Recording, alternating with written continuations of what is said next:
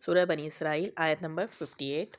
وَإِن مِّن قَرْيَةٍ إِلَّا نَحْنُ مُهْلِكُهَا، اور نہیں ہے کوئی بستی مگر ہم اسے ہلاک کر کے رہیں گے، قبل یوم القیامتی، روز قیامت سے قبل، او معذبها عذابا شدیدا، یا ہم عذاب دیں گے اسے بہت ہی شدید عذاب۔ یعنی ہر بستی کو ختم ہونا ہے، یا تو قیامت سے پہلے ختم ہو جائے گی، یا پھر قیامت آئے گی تو جو اس وقت موجود ہوں گی، اور پھر یا تو انسان کی ایک انفرادی موت آتی ہے گی، جو بندہ فرداً فرداً مر جاتا ہے، یا بعض وقت ایک اجتماعی موت آ جاتی ہے گی تمام لوگوں پر، جو اللہ تعالیٰ کے عذاب کے طور پہ آتی ہے گی۔ قرآن مجید میں سورہ ہود میں آتا ہے گا وَمَا كَانَ رَبُّكَ لِيُهْلِكَ الْقُرَىٰ بِظُلْمٍ وَأَهْلُهَا مُصْلِحُونَ، اور نہیں آپ کا رب بستیوں کو ظلم کے ساتھ ہلاک کرنے والا، اور اگر ہوں وہاں کے رہنے والے مصلح، یعنی کہ اگر اصلاح کرنے والے نہ رہیں تو ان کو ہلاک کر دیا جاتا ہے۔ اگر ظلم و سرکشی حد سے زیادہ بڑھ جائے، غفلت حد سے زیادہ بڑھ جائے، تو ایسی بستیوں کو ہلاک کر دیا جاتا ہے۔ تو اس لیے انفرادی استغفار اور اصلاح کا کام اگر ہوتا رہے، یعنی لوگ استغفار کرتے رہیں اور اصلاح کا کام کرتے رہیں، تو اللہ تعالیٰ کے دنیاوی عذاب سے محفوظ رہتے ہیں، انہیں مہلت مل جاتی ہے۔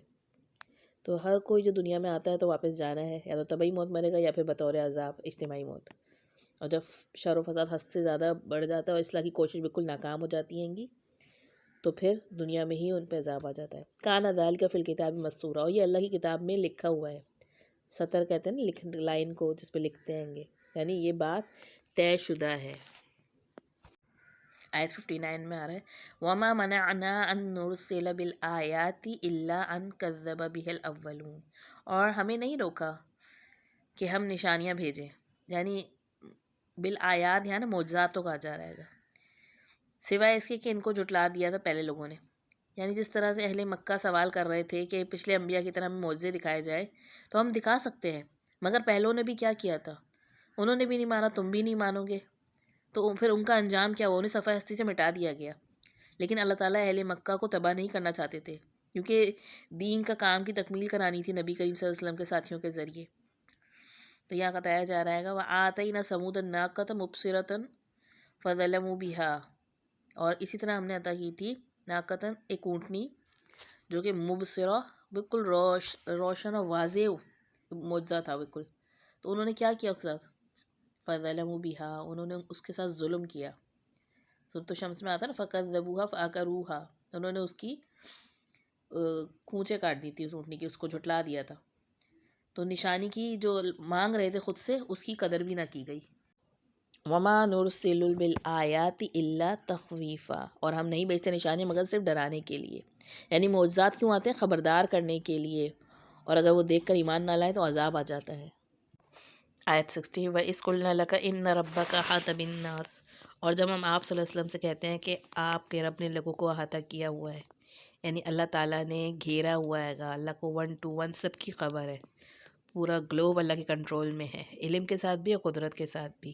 دراصل شدید مخالفت کا دور تھا جب یہ معراج کرائے گی نبی صلی اللہ علیہ وسلم کو، تو ایسے میں آپ فکر نہ کریں کہ اللہ تعالیٰ سب کو گھیرے ہوئے ہے۔ اس وقت دین کا کام انتہائی مشکل لگ رہا تھا، اور اس کو کوئی فیوچر نظر نہیں آ رہا تھا، لیکن آپ پہنچائیں، یہ لوگ آپ کا کچھ نہیں بگاڑ سکتے۔ وَمَا جَعَلْنَا الرُّؤْيَا الَّتِي أَرَيْنَاكَ إِلَّا فِتْنَةً لِلنَّاسِ، اور نہیں بنایا ہم نے اس رؤیا، اصل میں خواب کو کہتے ہیں لیکن یہاں پہ دیکھنے کے لیے استعمال ہوا، یعنی آپ صلی اللہ علیہ وسلم کو جو معراج کرائی گئی اس کی طرف اشارہ ہے گا، فتنۃ للناس، لوگوں کے لیے آزمائش۔ تو دراصل وہ خواب نہیں تھا، وہ حقیقت میں آپ صلی اللہ علیہ وسلم گئے تھے، کیونکہ اگر خواب ہوتا تو پھر ایسی مخالفت ہی نہ ہوتی۔ تو جب آپ نے بتایا کہ میں جسمانی طور پر آسمانوں سے ہو کر واپس آیا ہوں، تو اصل میں یہی لوگوں کے لیے آزمائش بن گئی۔ تو بعض فیکٹس جو ہوتے ہیں نا وہ علم الغیب سے متعلق ہوتے ہیں، وہ سمجھانا بہت مشکل ہوتے ہیں۔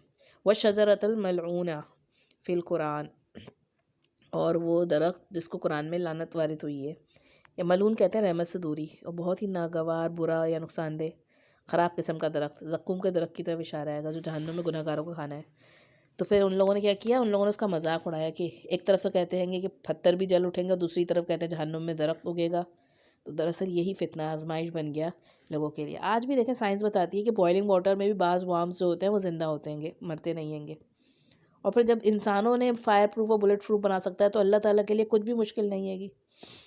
وَنُخَوِّفُهُمْ فَمَا يَزِيدُهُمْ إِلَّا طُغْيَانًا كَبِيرًا۔